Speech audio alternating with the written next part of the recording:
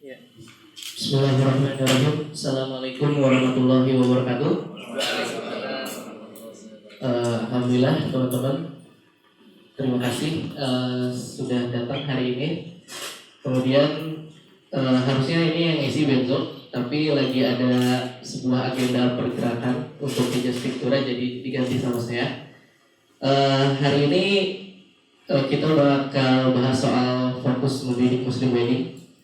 Nah, pasti kan akhir-akhir ini nih istilahnya Muslim Wedding jadi mungkin teman-teman udah pada dengar atau juga ngelihat sebuah peluang yang istilahnya Muslim Wedding ini sebenarnya kita create pertama waktu 2017 gitu. Tujuannya di awal-awal sih kita pengen bikin sebuah narasi baru di industri wedding ini, karena kita pengen coba ngasih warna baru di industri yang mungkin ketika 2015 sampai 2017 itu visual referensi visual yang sangat banyak di Instagram, dan kita gimana nih caranya stand out gitu.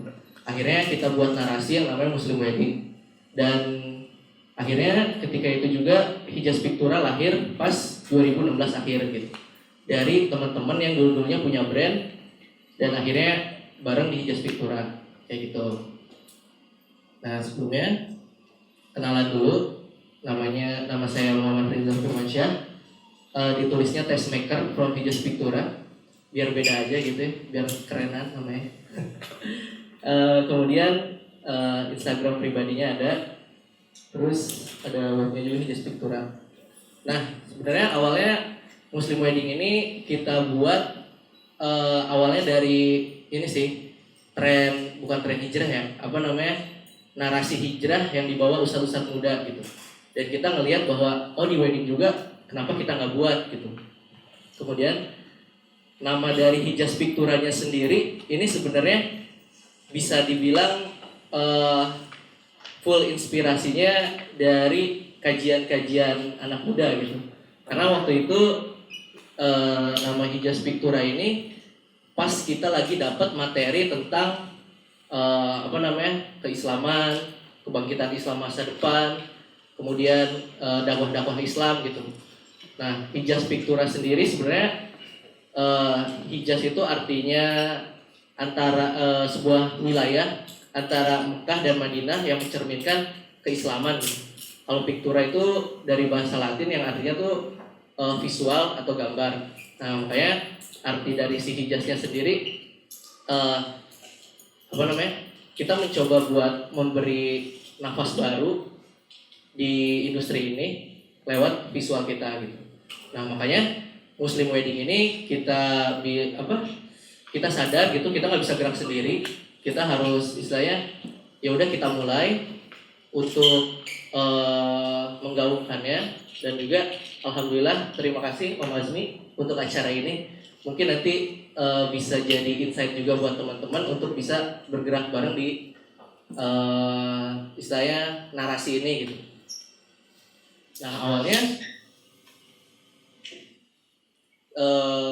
pengen nanya dulu nih, menurut kalian Muslim Wedding ini hanya tren atau masa depan gitu? Masa depan. Kenapa tuh bisa bilang masa depan gitu? Menarik juga sih. Besok fotonya. Ya, karena di Indonesia kan sebagian besar Muslim ya. Iya. Di Indonesia ini istilahnya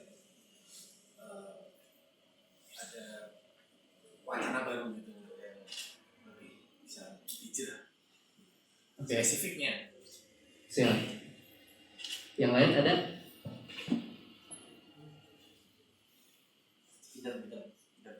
Hidup sama ya. Iya sih. Ya sebenarnya bisa kedua-duanya, tapi mungkin si istilahnya Muslim Wedding ini kita coba buat narasi yang baru, dan mungkin nanti akan ada muncul pertanyaan yang yang mungkin ingin ditanyakan. tentang Muslim Wedding ini. Sebenarnya Muslim Wedding ini sebenarnya kita lebih sebuah movement sih. Jadi nggak movement juga sih. Kalau bahasa bisnisnya kan strategi marketing ada 3, low cost, kemudian diferensiasi, sama diferensiasi satu lagi apa tadi? Aduh lupa. Fokus. Nah, makanya kita tuh emang lahir dari Bandung kan. Terus apa nih yang membedakan dari orang-orang lain? Waktu itu kan mungkin hari pertama nih para senior Bandung udah ngobrol kan. Akhirnya gimana sih caranya kita bisa stand out gitu? Ya udah, kita bikin narasi aja Muslim Wedding. Dan bertepatan ketika itu tren hijrah sedang lahir dari Bandung. Nah, dari dulu emang sebuah kultur mungkin ya di Indonesia ini, apa yang hype di Bandung akan hype di Indonesia gitu. Seperti tren clothing ketika dulu dari Om Deddy Darman yang buat Uncle gitu, menginspirasi ke seluruh Indonesia. Kemudian tren hijrah juga dari teman-teman pemuda hijrah dan Ustadz Hanan yang akhirnya bisa mengindonesia sampai hari ini. Terus kita ngelihat kita udah baca ke depan dan ya udah kenapa kita nggak bikin narasi juga gitu. Akhirnya mulai dari situ. Tapi tetap ketika kita bicara tentang bisnis, kita harus lihat ada nggak peluang pasarnya.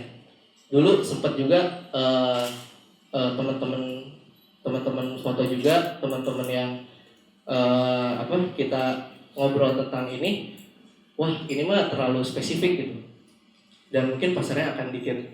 Tapi ketika kita melihat data-data ini, benar tadi kata Masnya, ini adalah sebuah masa depan. Kayak kita bisa lihat bahwa penduduk Muslim terbanyak di Indonesia ada 205 manusia ya, dan 88%-nya itu adalah Muslim. Kemudian 1/4 penduduk Indonesia adalah pemuda.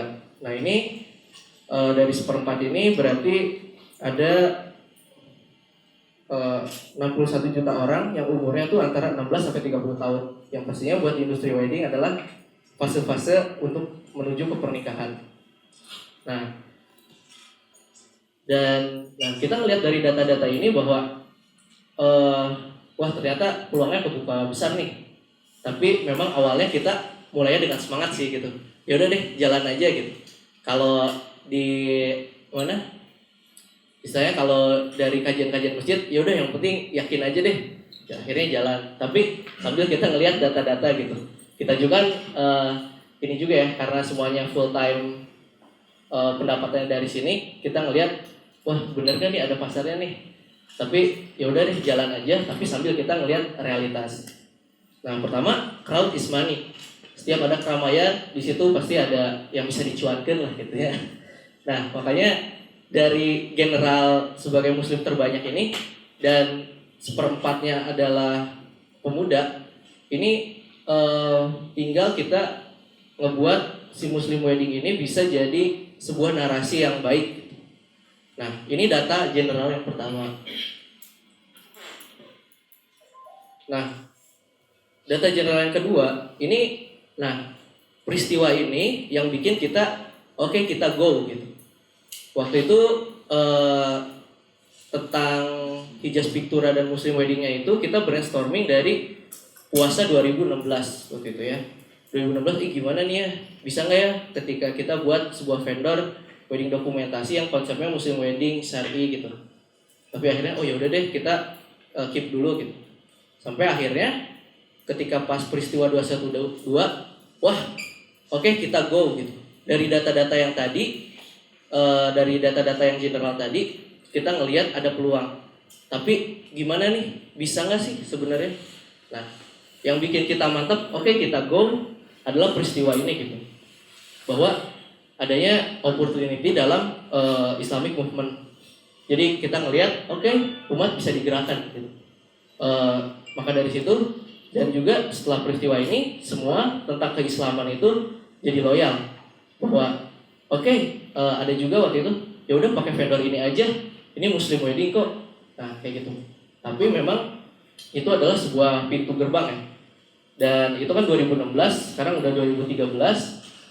udah 3 tahun dan kita tinggal merawatnya. Sebenarnya dari kita ngelihat umat bisa digerakkan itu oke, dari peristiwa itu. Tapi yang bikin kita lebih yakin lagi dengan adanya ustadz-ustadz muda. Nah, saya udah riset ustadz-ustadz muda ini ternyata followersnya muda nih. Kemudian saya juga pernah kepo, ada pengantin yang royal wedding. Ternyata ustadz-ustadz ini punya followers yang pemuda yang punya duit juga loh gitu. Nah, di sini saya ngelihat sebuah peluang gitu. Jadi tinggal merawat narasinya aja. Dan ini terbuka peluang buat teman-teman karena netizen ini kan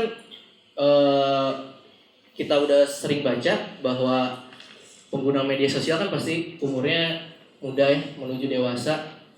Kemudian umurnya tuh bisa dari 18 sampai 35, taruh aja seperti itu. Nah, dan ustadz-ustadz ini punya pengaruh yang luar biasa gitu. Dan ini sebagian besar adalah pemuda. Nah, kemudian ustadz-ustadz ini juga tergabung dalam satu gerakan, dan itu kalau kalian datang ke kajiannya itu semua anak muda. Nah, kita ngelihat peluang pasar di situ. Kita bisa lihat semua pengaruhnya, kalau ustadz ini ngomong pengaruhnya tuh luar biasa, anak muda nurut gitu. Kayak sekarang lagi ada campaign Less Wise gitu. Nah, akhirnya itu jadi lifestyle tersendiri. Nah, kemudian ini kan kayak tadi data digital, kemudian tadi ada data 212 yang masih organik, yang mungkin itu pesertanya nggak semua pemuda. Tapi yang kita bikin yakin ini sih, semakin bergairahnya anak muda mengenal Islam. Kalau misalkan ke Trans Studio Bandung, kajian pemuda hijrah, itu ada 7.000 anak muda yang ikutan taklim.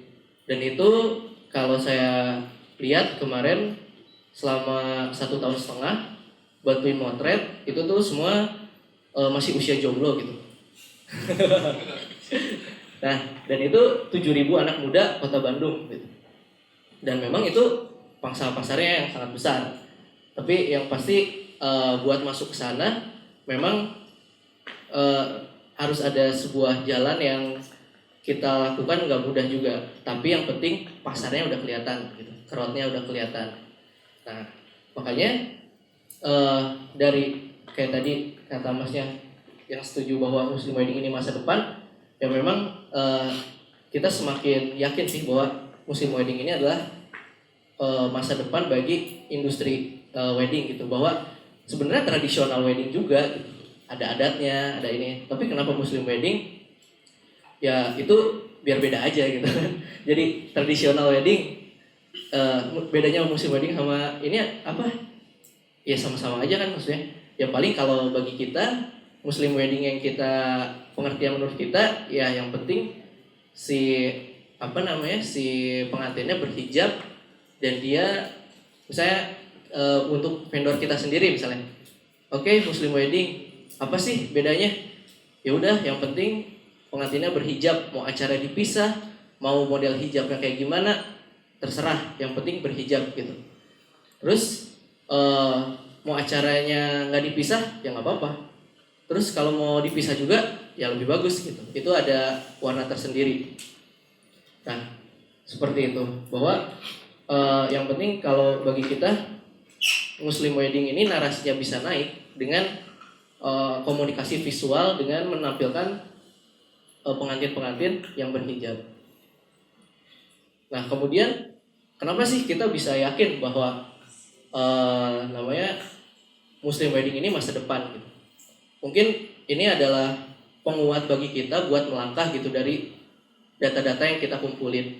Kayak tadi kita Muslim terbesar, kemudian tadi crowd ada di ustadz-ustadz muda, terus juga ada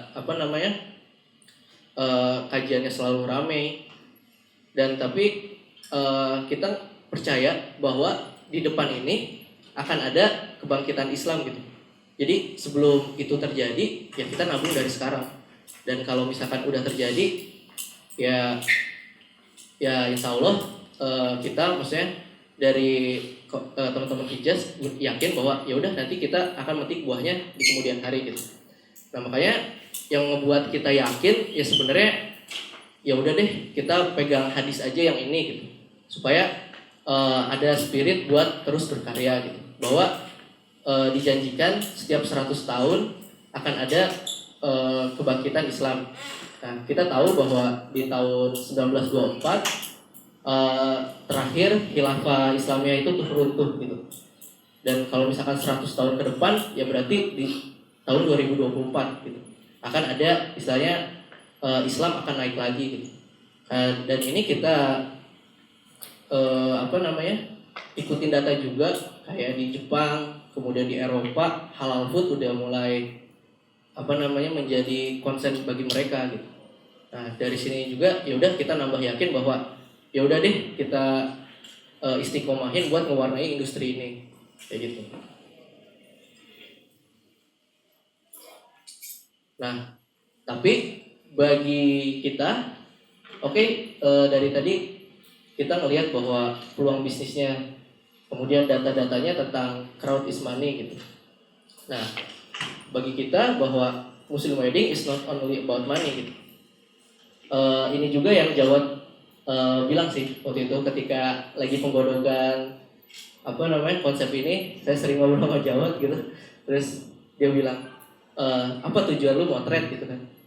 Terus di situ gue nggak bisa jawab, akhirnya gue kajian dan akhirnya dia bilang ya kalau tujuannya uang ya pastilah kan kita di sini buat mencari penghidupan gitu, tapi value apa yang mau lu perjuangkan gitu.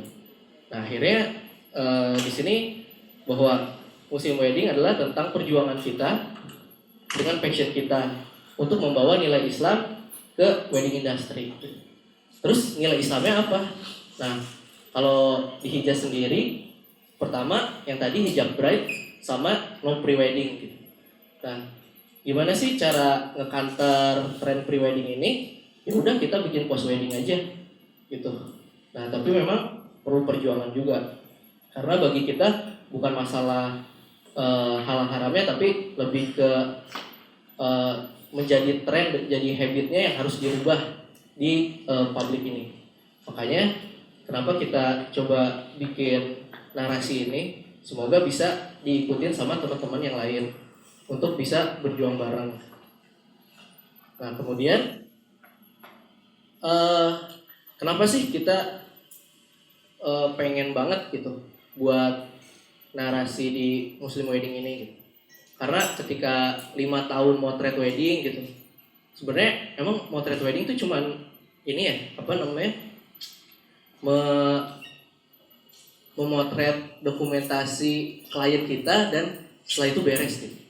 Tapi ketika belajar lagi value ketika motret kita harus punya istilahnya meaning yang kita bawa dalam setiap karya kita. Makanya ketika setiap pernikahan pasti selalu dibacakan ayat-ayat tentang pernikahan gitu. Makanya kita lebih mencoba untuk memperjuangkan kesakralan pernikahan itu gitu. Maksudnya dengan tadi kenapa kita mencoba untuk menggaungkan hijab brides kemudian post wedding, ya tujuannya untuk menjaga maksud baik mereka dalam pernikahan gitu. Kita nggak menyerang vendor yang masih pre wedding, tapi kita nge-follow up kliennya aja gitu. Kayak kemarin waktu di pameran ketika di Bogor kita buka booth, ada yang nanya tentang pre wedding, oh ya udah kita jelasin gitu kan, dan akhirnya mereka mengerti gitu. Makanya kayak tadi walaupun mereka kabur ya nggak apa-apa, yang penting dakwahnya udah nyampe, istilahnya kayak gitu kalau dari kita. Nah kemudian masuk ke teknis, dan di sini ada realistis dan idealis. Nah sebenarnya memang ketika kita buka Muslim Wedding ini kita pasti udah banyak udah bisa nih udah ngumpulin bahwa gimana nih kalau ada pertanyaan seperti ini gitu. kok Muslim wedding kayak gini sih, acaranya nggak dipisah, acaranya hijabnya nggak nutup dada, kemudian apalagi mengumbar kemesraan gitu. Oh ya udah, kalau misalkan kayak gitu mah tinggal nggak kita jawab nggak kita jawab di mana, di publik gitu, tapi kita di forum-forum terbatas atau kita ajak ngobrol aja. Itu biasanya kalau orang yang udah ngajinya yang udah keras gitu bakal nanya kayak gitu ke kita. Nah tapi dari realistis dan idealis, makanya tadi saya bilang bahwa kenapa Muslim wedding itu kriterianya ya udah yang penting hijab bride saja, lu udah Muslim wedding gitu menurut kita gitu. Terus lu udah bikin movement post wedding di vendor lu, ya udah berarti itu udah bikin kontribusi buat ngegaungin Muslim wedding. Nah dari realistis dan idealisnya kayak gitu. Idealisnya apa? Nilai Islamnya tetap ada, realistisnya tapi apa? Marketnya ada gitu. Marketnya ada di apa? Kita di industri wedding, core bisnisnya apa? Wedding dokumentasi gitu. Oh jadi realistisnya masih ada, bahwa misalkan pre-wedding, post-wedding, maternity itu cuman hanya bagian kecil aja dari weddingnya itu tersendiri. Nah makanya kita membungkus realistis dan idealisnya, ya udah yang penting berhijab aja gitu. Itu udah yang kita gabungan dari realistis dan idealis yang kita jalanin. Nah kemudian hijab brides. Nah kenapa sih hijab brides? Karena gini, ketika kita bicara visual itu harus empiris atau terlihat. Maka apa sih yang ngebedain kalian dengan wedding tradisional misalnya? Oh ya udah, wedding tradisional ya tradisional aja. Tapi kalau Muslim wedding yang penting dia berhijab gitu kan. Nah bahasa hijab brides ini kita tujuannya sih supaya menginspirasi teman-teman wanita atau muslimah yang nanti mau menikah, itu akan ada habit gini. Kita mau nanaminnya sebenarnya gini. Oh keren juga ya ketika gue nikah gue berhijab, gue nanti ketika mau nikah gue harus berhijab Nah habit itu yang pengen kita buat. Nah makanya hijab brides ini sebagai bahasa visual yang nantinya kalau ya mungkin qadarullah semuanya pasti teman-teman yang aku tanyain nggak tahu nih akhir-akhir ini klien gue banyaknya yang berhijab gitu. Ya udah itu udah kayaknya udah semesta aja ya, udah takdirnya kayak gitu. Nah tapi memang perlu digaungkan lagi visual-visual hijab bride supaya mempengaruhi teman-teman yang belum berhijab tuh bisa changing gitu ketika dia menikah. Dan beberapa saya tanyain teman-teman perempuan juga yang belum berhijab, sudah ada beberapa yang kayak gitu. Ya udah gue nanti mau ketika nikah ya gue harus berhijab gitu. Dan nggak sedikit juga saya kepo ke vendor-vendor lain bahwa oh ternyata kliennya sebelum nikah nggak berhijab nih, tapi setelah nikah dia berhijab gitu. Nah kayak gitu sih sebenarnya sebuah habit yang pengen kita bentuk. Nah kemudian dari post weddingnya, nah sebenarnya ada juga yang nanya kan dari fotografer biasanya yang ngebedain post wedding sama pre-wed apa, kan sama aja. Ya udah berarti harus ada simbol yang terlihat. Berarti ya udah cincin tangan kanan di visual post wedding dalam satu cerita gitu. Kan kita pasti kalau nge-upload portofolio ada di web yang full cerita sama ada yang satuan. Nah ya udah biar kita bisa ngejawab itu gimana bedanya untuk pre-wedding dan post wedding, ya udah tampilin aja cincin tangan kanan, itu menandakan dia udah menikah kan. Masalah kan itu bisa bisa disetting ya yang penting di visualnya yang terlihat seperti itu. Dan memang kita menjalankannya ya post wedding untuk campaign sebagai alternatif pengganti pre-wedding kayak gitu sebenarnya. Nah kemudian makanya kayak tadi sebenarnya bahasannya lumayan rumit, tapi dari kita sebenarnya teman-teman yang belajar di masjid, terus kita pengen lebih baik lagi, kita pengen gimana sih gue tetap motret tapi ini tuh nggak keluar dari aturan Islam yang udah ada. Nah makanya kita belajar ada kaidahnya sih, menjaga agama dan mensiasati dunia, sebenarnya kayak gitu. Dan jadi batasannya hijab brides, menjaga agamanya kalau dari Hijaz. Kemudian mensiasati dunianya kayak gimana? Kita masuk ke teman-teman vendor yang bisa dibilang vendor mainstream lah. Kita ajak rekanan mereka, kemudian itu untuk mendapatkan bensin quantity kepada kita untuk bikin movement yang lebih besar kayak gitu. Jadi kenapa sebenarnya kalau mau idealis Muslim wedding itu harusnya pengantinnya tuh yang dipisah. Muslim wedding tuh harusnya fotografer nggak upload foto cewek di Instagram ya gitu. Tapi kan itu untuk yang idealnya.